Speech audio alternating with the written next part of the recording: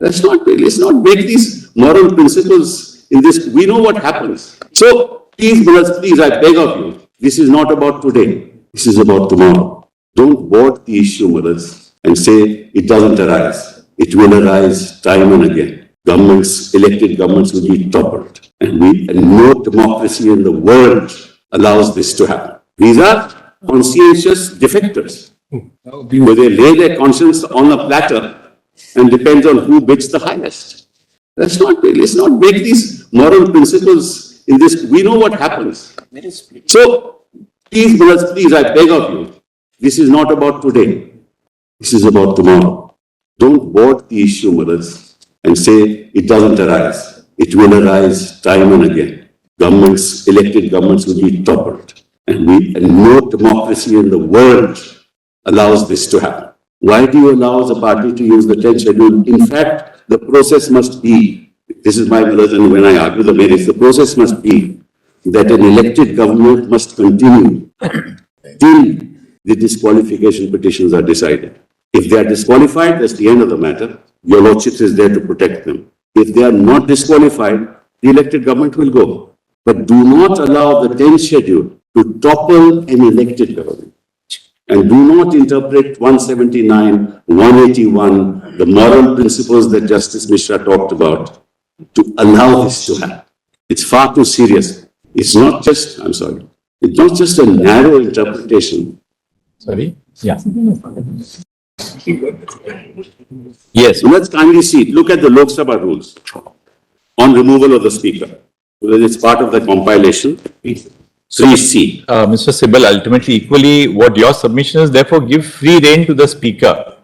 No. Free rein to the speaker. No, Malaj. Without imposing any restraint. No. Please don't do that. And I tell your lordship the solution. What's the free rein, Malaj? He cannot deal with a disqualification unless there is a disqualification petition. He has no right to suo motu deal with it. Unless the disqualification petition will come under 2.1a or 2.1b. 2.1a, if he violates the whip, what's the free run for the speaker there? In this, what happened? On the 3rd of July, at the time of the election of the speaker, the whip in the house was Sunil Prabhu. He had not been changed. He directed that the Shiv Sena candidate should be voted for by these defectors. They voted against. They elected the BJP candidate, not the Shiv Sena candidate. Interestingly, both your argument and the argument of the other side, which espouses the Nabam principle, rely on the same principle, namely the importance of the speaker. They say, because of the importance of the position of the speaker, it's important that you must exclude any possibility of conflict of interest. No, where is the conflict of interest? You say that in view of the importance of the position of the speaker, allow him to decide. No, I say don't allow an elected government to be toppled in this fashion. No, don't allow the verdict of the people to be toppled or an elected government to be toppled in this fashion. That's the fundamental principle. A government stands elected till it is removed, and it cannot be removed through the machinations under the 10th schedule. That's my contention. Let's forget about the speaker or no. This is the fundamental principle of democracy. And if you have violated the 10th schedule, allow the speaker to decide. He can't decide contrary. If there is a whip that has been issued and somebody votes against the whip, what leeway does the speaker have? You are giving a leeway to the other side, disabling him, toppling the government, and then not deciding the matter. I remember, when the Rajasthan matter came up on this court, Justice Arun Mishra, on a daily basis, used to monitor the disqualification proceeding. On a daily basis, when it came to Rajasthan. When it came to Goa, for 2.5 years, we kept on telling the Chief Justice, please have the matter heard, please have the matter heard. Where do we go? These are all nice principles of law, but you have to have a functioning, working democracy. Rhetoric, not law. This is why it's far too serious, Mother.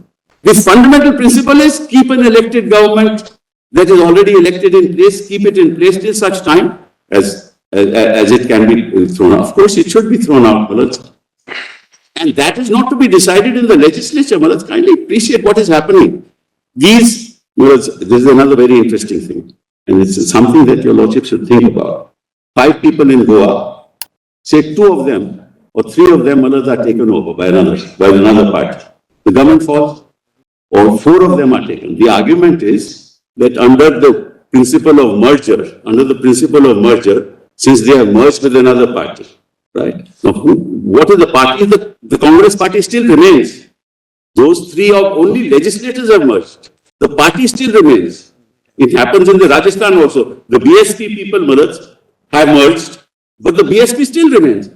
So what we are now doing, we are allowing the manipulation within the legislative assembly to topple governments through means that your lordships and I are aware of. The purpose of the 10th schedule was not to allow that to happen. Not to allow that to happen. That was the purpose of the 10th schedule. Previously, it was 1/3 in paragraph 3. They said we removed the 1/3 because it was being used to topple governments. Now there is no paragraph 3. Now a bogey of majority is raised. Because if a minority can be bought, majority can also be bought. But to what end? To topple the government. And not to allow the speaker to decide the matter. Because who can say, person sitting of one party in Guwahati, saying that he has not voluntarily given up membership of the party? It stares you in the face. He is passing resolutions from there that I remove you from chairmanship, I remove you from this office, I remove you from that office, I appoint myself. That's not supposed to be voluntarily giving up party. They are all arguing on the assumption that they are right when they say that there can be no disqualification for these acts. That's how they are arguing. And that the speaker, deputy speaker will malafidly say that they stand disqualified. You can't make a constitutional assumption like that. That's the assumption they are making. See what the speaker is doing. He only gave us 2 days notice. Why did he give you 2 days notice? Because the facts stare him in the face. That's the reason for the 2-day notice. Now, your lordships, when dealing with the merits of the matter, will decide whether that was enough, not enough in the facts of the case, but that's on merits. But the issues are far larger. And if this is allowed, it can happen anywhere, and it will happen. It has happened. This is not the first time. Now, having said that, kindly come to the 10th schedule for me. Yes. Yeah. Yeah. Paragraph 6. Finally, I'm sorry. Yeah. The Constitution. If any question arises as to whether a member of a house has become subject to disqualification under the schedule, the question shall be referred for the decision of the chairman, or as the case may be, the speaker of such house, and such decision shall be final. Provided that where the question which has arisen is as to whether the chairman or the speaker of a house has become subject to such disqualification, not removal, the question shall be referred to for the decision of such member of the house, as the house may elect in this behalf, and his decision shall be final. The constitution makers were aware of the difference between removal and disqualification. Yes. They were aware. They never incorporated, as your lordship has said also, when the amendments were taking place during this time, during the 93rd amendment, they never incorporated any of this. And the reason was that when you talked about removal, it was an entirely different regime. And I show that to your lordships, just refer to the Lok Sabha rules. That's a notice of resolution for removal of speaker or deputy speaker. That's just notice. A member wishing to give notice of a resolution under clause C of Article 94 of the Constitution for the removal of the speaker or the deputy speaker shall do so in writing to the Secretary General and shall furnish the full text of such resolution. On receipt of a notice under sub-rule 1, a motion. So that's first is notice, then a motion. My lord, in fact, Justice Narasimhan has actually rightly bifurcated that rule in that fashion. On receipt of a notice under sub-rule 1, a motion for leave to move, the resolution shall be entered in the list of business in the name of the member concerned on a day fixed by the speaker, provided that the day so fixed shall be any day after 14 days from the date of the receipt of notice of the resolution. Under 179 day notice. So, first the notice, then a fixed day for motion. Then, in order that such a resolution, so first of all, notice of resolution, then admissibility of resolution. That's the third stage. In order that such a resolution may be admissible, it shall satisfy the following conditions. Namely, it shall be specific with respect to charges, because removal involves a stigma. That is, Constitution uses the word removal. not a no confidence, but as your lordship knows, in a no confidence motion, you don't have to give a reason. Well, the House votes and you are out. But in the case of a removal, you have to give reasons. You don't say nabam rebia.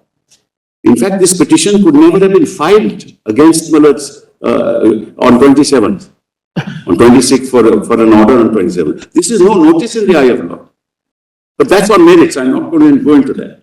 Then it shall be clearly and precisely expressed. And it shall not contain arguments, inferences, ironical expressions, imputations, or defamatory statements. Then 201. Subject to the provisions of 96 of the Constitution, the Speaker or Deputy Speaker or such other person, as is referred to in Clause 2, shall preside when a motion under Sub-Rule 2 of 200 is taken up for consideration. The member in whose name the motion stands in the list of business shall, unless makes a statement conveying unwillingness to move the motion. So, this is the point I was making.